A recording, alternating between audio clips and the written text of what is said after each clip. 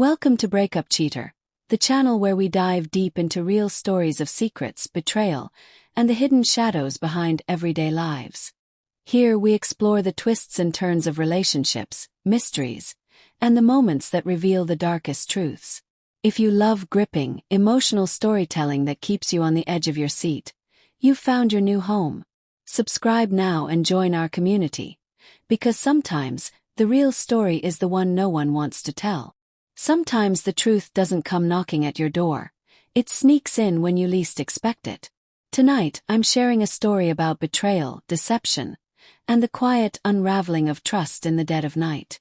What happens when the person you love isn't who you thought they were?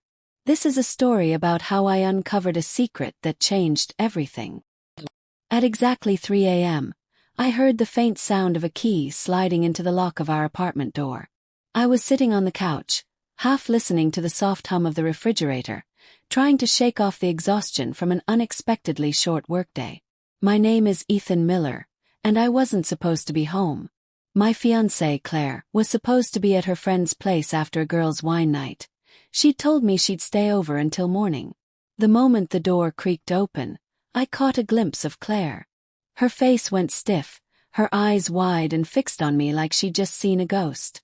One of her heels was in her hand, her hair tousled, and the faint smudge of makeup at the edges of her eyes told me she'd had more than a few drinks. I didn't move, didn't say a word.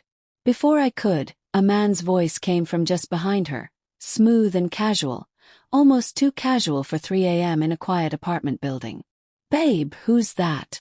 That voice sent a cold rush through me. I looked toward the hallway, and there he was. Tall, maybe in his mid-30s, with a confident swagger that didn't belong in my home. His shirt was half untucked, sleeves rolled up. The fabric was stained and rumpled, likely from the humid summer night. His shoes, expensive leather, were streaked with mud as if he'd just come from somewhere rougher than a bar. The sharp scent of whiskey mixed with an unfamiliar aftershave hit me before I even caught his eyes. He stood there as if this was his domain, like he belonged. And in that moment I realized something terrible. This wasn't some random visitor.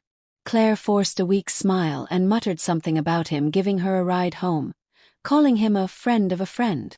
But her voice was low, hesitant, like she was afraid her words might shatter the heavy silence filling the room. I watched as the man glanced between me and Claire, sizing me up, deciding if he should make a scene or just back off. I did nothing. I didn't yell. I didn't accuse. I leaned back on the couch, pretending disinterest, though my heart was pounding like a war drum. The man shoved his hands into his pockets but still wore that flicker of uncertainty in his eyes. Claire clutched her purse tightly, avoiding my gaze. Then, without another word, the man backed out into the hallway. Claire followed, whispering something about coming back soon to talk. The door clicked shut behind them. I sat still for a long moment, letting my mind race through every detail like an investigator piecing together a puzzle. The mud on his shoes, the whiskey breath, her frozen expression, none of it added up to an innocent night. Curiosity and suspicion consumed me. I crept to the door and peered through the peephole. There they were, speaking in hushed tones. The man handed her a small folded slip of paper, which she slipped into her purse. I recognized the posture between them. Too relaxed, too familiar. They weren't just acquaintances. That night, I decided not to confront Claire. Not yet. If I did, they'd close ranks, lie, and I'd lose any chance to find the full truth. Instead, I planned to watch to gather proof. By morning, I placed discreet cameras near the front door and down the hallway, wired to my phone.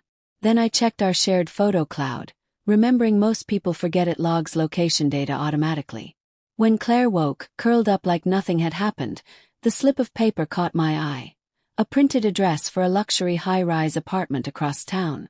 That became my next lead. That afternoon, instead of heading straight to work, I drove past the building, noting the security measures. Cameras, doormen, side entrances, even a shadowed alley that seemed less monitored. At work, I ordered more cameras and plotted a careful watch. That night, I followed Claire from a distance after she left. She called a rideshare and headed straight for that high-rise. Waiting there was the same man from before, leaning against the glass doors as if he had a permanent key. I installed the cameras at home and waited. 2 nights later, footage showed Claire arriving after midnight with him. They acted like they owned the place. No secrets, no fear. He dropped his coat on my chair, kicked off muddy shoes, and went straight to the fridge. They laughed, sharing jokes I wasn't invited to. Then, the moment that changed everything. While Claire disappeared into the bedroom, the man wandered to my desk, rifled through a folder, and began snapping photos with his phone. Those papers were drafts for a confidential project, proprietary and not yet public. I called my old friend H.N. Scott, who worked in private security, and gave him the details. By evening, Scott found the man's name: Dean Carter. Dean worked for one of my company's biggest competitors, specifically in acquisitions, explaining his interest in my documents. The more I thought, the more it became clear. Claire was giving him access. I planted false documents in plain sight, detailed but with deliberate errors I could track. Within days, those errors appeared in a competitor's pitch. Claire was deeper in this than I imagined. I continued tracking them. One night, I caught Dean sneaking in alone, photographing those bait documents again. By then, the company's legal team had started an internal probe. I handed over the evidence: camera footage, location data, and side-by-side comparisons of the fake documents. A meeting was arranged with the competitor's firm in a private restaurant room. Dean was there, as was Claire. Not with Dean, but alone, dressed elegantly, masking her guilt. The legal team laid out the evidence calmly. Dean had been caught red-handed with stolen documents, and Claire had been passing them along for money, with detailed messages showing payments and dates. Dean snapped, his mask slipping, while Claire sat silent, the weight of betrayal sinking in. I told Claire she had one choice: cooperate, confess, and return what she took, or face criminal charges alongside Dean. She broke down and signed the confession. When we left the restaurant, she walked behind me, defeated. I dropped her off at her sister's place and drove away without a word. The next day, I met with Claire's father. I gave him a copy of the evidence, explaining her betrayal and the damage she'd caused. His reaction was cold and final. Financial support was cut off, and the business he'd funded for her would close. By the end of the week, her world had crumbled. Dean cut ties, her accounts were frozen, and legal proceedings were underway. I wasn't celebrating yet. I waited for one final moment, a reckoning she would never forget. 3 nights later, the building's doorman called. Claire was in the lobby, asking to come up. When she stepped off the elevator, she looked like a ghost of the woman I once knew, disheveled, defeated. She begged for a chance to explain. I handed her an envelope. Inside was a copy of her confession, a reminder that some betrayals come with no second chances. Trust is fragile, and once broken, it's almost impossible to put back together. But sometimes, uncovering the truth is the only way to protect yourself and move forward. If you've ever faced betrayal or deception, know you're not alone, and that strength can come from the darkest moments. Thanks for watching. If this story resonated with you, don't forget to like, subscribe, and share your thoughts in the comments.